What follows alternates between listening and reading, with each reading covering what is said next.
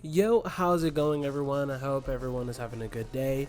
For today's video, I just want to kind of go over, some of the games that have been showcased. We've had a lot: Summer Games Fest, Gamescom, Evo. There's been a lot of announcements and things showcasing a lot of games coming like within this week or coming at least within the next couple months to at least 2024.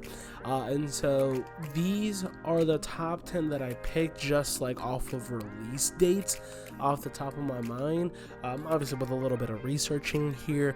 Obviously there are way more games that I am also hyped up for, but I think these are also, one of these might not be everybody's.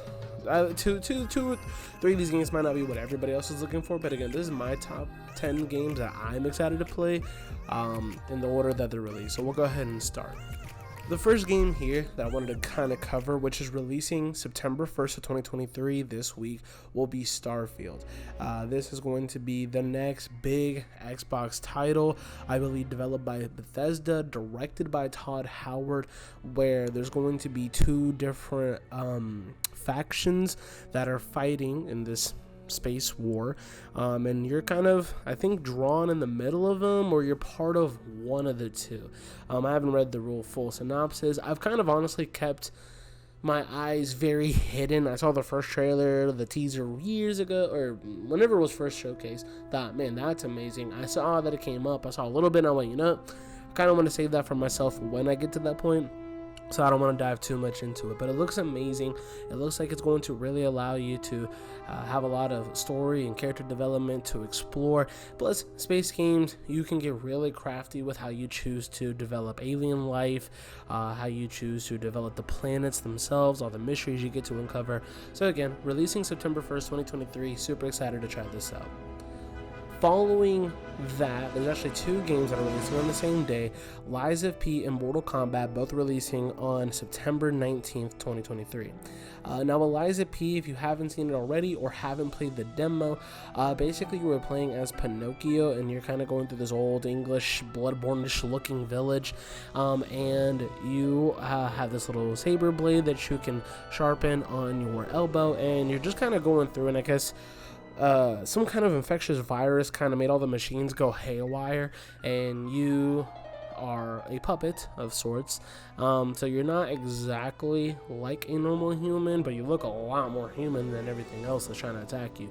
So it's got a very Souls-born touch to it. I do not believe it is created by the same studio, but it holds itself nicely. My only gripe so far with this game, when I played the demo a while back, is whenever you parry, it's not like Sekiro parrying where it builds a meter or you feel like there's an opening or a counter that you can follow up with. It kind of just feels like you parry, there's a small gong, like dong kind of noise that happens that indicates, hey, you parried it, good job. But it doesn't feel like there's really much of an opening. Now, you can dodge, and in this game it's kind of a slide dodge, which is really nice because that can be followed up with an attack. But the world looks super fun, or super creepy, which is going to be really fun to explore. I'm excited to see what your character is able to use, because you also have different weapons that you can try, and then I think they can get different like hilts or different bottom pieces to it, and that can also get you to try different moves as well. So there looks like there's going to be a little bit of building with how you choose to fight in the game, and that's going to be really fun to try out. So again, that is releasing September 19th. Following that same day, we're gonna have Mortal Kombat 1. Now, my buddy Nolan and I are super excited to play this. Granted, we don't play NRS games often. For me personally, I can't speak for him, but for me personally, it's a controls problem.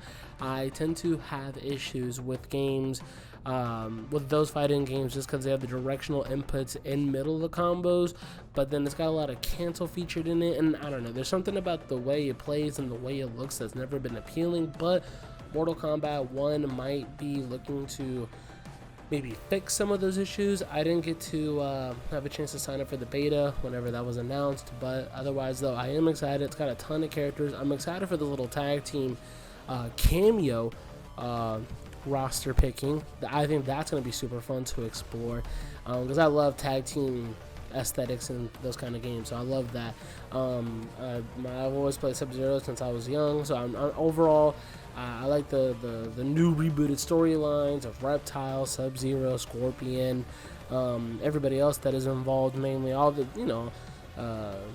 all the other main cast, Kenshi and them. So, and I'm excited, super excited. My buddy's really excited for the DLC with Homelander, Peacekeeper, or Peacemaker, I believe it is. Sorry, John Cena, and Omni-Man, because there was leaks a while ago about those 3 characters launching with. Now I noticed there's also Ermac and another character that I'm blanking off the top of my mind of, and Ermac does look a little weird, but again, I never really personally care for Ermac, so whatever. But Homelander, Omni-Man, and Peacemaker, I think it's gonna be super dope to see, so I'm super excited to see that. Again, that's also releasing on September 19th.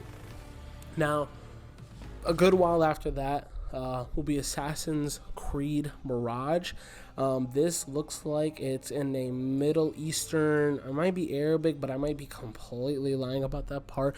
But I know it's a Middle Eastern based Assassin's Creed, where it's not doing the open world exploration. It's very, it looks like it's going to be a little bit more linear storyline with obviously the ability to explore, but you're just in the city. You might explore to other spots, which is, hey, it happens, but it looks like it's going back to its roots of an Assassin's Creed game, sticking to what it used to know, what made it Assassin's Creed.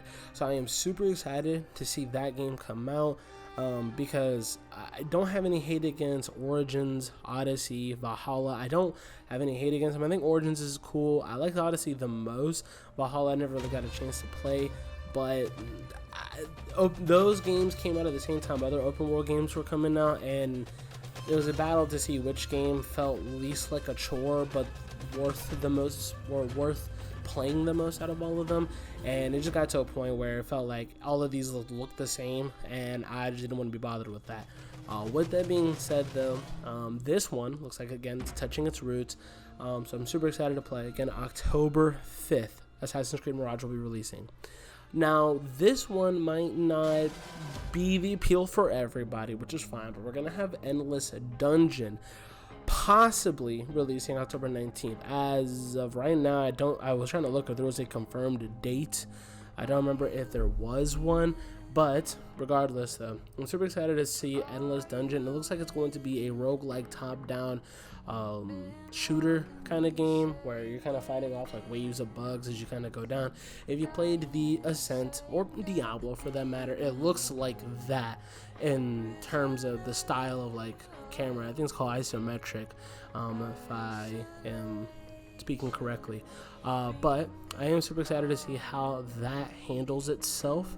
I think you can play with up to 2 or 3 friends, and there's a couple of different classes. They recently actually just promoted a new character that's going to be in the game. So actually, as I'm looking this up, it is coming out October 19th, so that's good to know. But you can play with up to 3 other people, and actually, as it says here, it's a unique blend of roguelike tactical action and tower defense set in the award-winning Endless universe. Plunge into an abandoned space station alone or with friends in co-op, recruit a team of shipwrecked heroes, and protect your crystal against never-ending waves of monsters, or die trying, get reloaded, and try again. So again, tons of monsters, tons of customizations, different types of characters to play. It looks really clean, and I think this is only going up for like $30, so it's not even going to be that expensive. So again, looks super fun, releasing October 19th. Now, one of the other big hitters of all time, and I'm not going to miss this one, is going to be Marvel's Spider-Man 2. There's been a lot to detail and look into. We see a little bit of it in the Spider-Man Across the Spider-Verse whenever Genki is playing it on the TV. And then we know the story is going to be related to Osborn. It's going to be related to Craven. We're gonna have old characters make a return, at least I'm blanking out on her name, but the police lady from the last game, if you played the DLCs that follow through, I believe Felicity or Black Cat will be returning, and as well the police chief that decided to go rogue is going to be coming in as a villain in this one. So there's going to be definitely a couple of different things to explore. We're also going to be exploring Peter Parker having the Venom symbiote, and we'll be fighting Venom as well. Miles kind of upgrading with all his new gadgets, so it's going to be really fun to see how the story has developed, especially with following the Spider-Man Miles Morales story, considering how that ended. And if you haven't played it, please, I would recommend it. It's not a long game. You can probably beat it within like a day or two if you really like try at it. But that was a super fun, a lot of quality of life and visual updates to it. So this game is going to be on the podium for it's going to be on stage to be voted as game of the year. So I'm super excited to see how that plays out. Another game that I'm super excited to see that I actually did a demo for on my YouTube is The Invincible. As the game kind of tells you, actually right in the demo, you play as a scientist who was on Mars looking to check out this weird events and why like almost everybody you keep seeing or finding is dead or missing or chopped in half or whatever the case may be. And you do meet up with another scientist who tries to help you and be like a guiding voice as you go through and explore, which I really enjoy because there's a lot of dialogue to dig through. There's notes that you'll gather, photos that you'll see, and there's a lot of things you get to uncover about the story as you play. And it's going to be really fun and interesting to try that out. Again, I would recommend before it comes out, play the demo. I think it's going to be super fun and a lot of people are going to really enjoy it. That is supposed to be releasing, I believe, November 6th of this year. So definitely be on the lookout for that. Now, in terms of some of the games that are releasing as of next year, we got just 3 more on the list. We got first Tekken 8. Now, as some of you know, whether you've seen me on my TikTok or if you've seen me on Instagram or if you've seen me on mainly YouTube is usually where I do it, or if I've ever streamed it. I love Tekken. I play Tekken 7 all the time. I had a chance to play a little bit of the Tekken 8 beta, and what I can honestly say is I'm super excited. Some of the changes are a little funky to get a feel for, especially the heat dash and the heat attacks and whatnot. But again, every game kind of presents something new to the table, so you just kind of have to pick it up, figure it out, and use it the best way you can. With that being said, I got my boy Brian in there. My boys got their Dragunov and their Steve in there. And obviously they're staple characters, but you never know who's going to make it. Other characters are looking real nice and clean. Nina, Lily, Asuka, Zhao Yu, Jin Kazama, Kazuya. I mean, a lot of people are looking really nice. Azucena, oh man, I'm blanking. I think it's Peruvian coffee, I believe it is. I think she's Peruvian if I'm not mistaken. She's going to be really fun, giving her stance as well. And a lot of the other characters, again, a lot of characters are going to be super fun and enjoyable to play. Leo as well. So I'm excited to see how that turns out. But again, that'll be coming out January 26th of 2024. Now up next, this is a game that got revealed years ago, and then it got revealed again, and then they just stopped, and now they brought it back and are finally putting a date on it. Grand Blue Fantasy Relink on February 1st of 2024.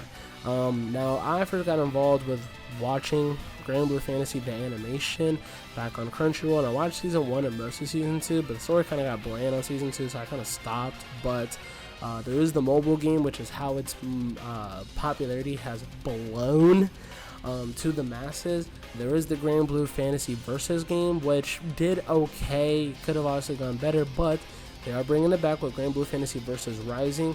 And the only reason I'm not bringing that up is because I have fighting games.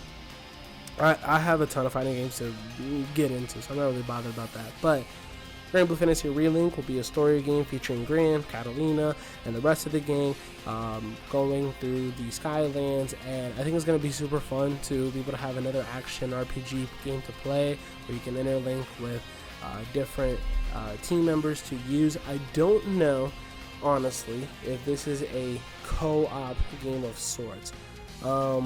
I would like it to be, personally. I think that'd be pretty fun considering like there's all these different characters, but I could see it being more like what was that game? I'm blanking out. And actually, just as I looked it up, it is actually going to have online multiplayer. So hey, you know what? Forget what I even said. It's going to have online multiplayer. That's going to be awesome. I love that already. So yeah, hopefully this is a game I can pick up with a couple of people. But yeah, you get to play the different characters as well. Maybe Siegfried, Percival, Lynn. There's a ton of characters. The amount of characters that are featured in the Grand Blue Fantasy story is ridiculous. And I have to look up a wiki to understand who half of these people are. But yeah, I'm excited to see how this turns out. Visuals look pretty dope, so this is going to be a fun game to try out. The final game that I have on this list, which should be releasing, I put this behind Grand Blue for a reason, is Final Fantasy VII Rebirth. I don't believe it has a current date. It is rumored to be released January 31st of 2024, but as of right now, there's no confirmation on that. Now, obviously, if you follow through with the story on Final Fantasy VII Remake that it released a year or two ago for the PS4 and then later updated for the PS5, obviously you get to play the game as Cloud with this free flow combat style with like a gauge, action gauge that loads up as you can execute different moves, and then you can alternate the characters you play, Tifa, Barrett, and everybody else that I'm forgetting their names on, Aerith and all. And then we'll be meeting X13, I think it is, in the next game, or Red 13, and then dealing with Sephiroth, getting out of Midgar, and all this other fun stuff. So, super excited to see how that plays out. It's going to be a long campaign, and why PlayStation decided to delete all the information or not save it, so I have to play through all those chapters again. But that's going to be a great refresher leading into Final Fantasy VII. So again, these are my top 10 games that I'm excited to play based on release. If you guys want to comment down below what games you were excited for, fighting games, indies, RPG, puzzles, platformers, whatever you can think of, go ahead, let me know down in the comments below. I'd love to kind of get touch and base. If you know something that I don't, I love indie games. I love indie games. And so if anybody has any indie games to explore or bring up, whatever it can be, fighting, platform, rhythm, I don't care. I really love to dig into those because I love to see the effort that the smaller studios are able to create, like as if they're AAA studios. Big ones like Celeste, Hollow Knight, Scourgebringer, Hyper Light Drifter, Breaker, those kind of things. So I love that type of stuff. But yeah, let me know down in the comments below.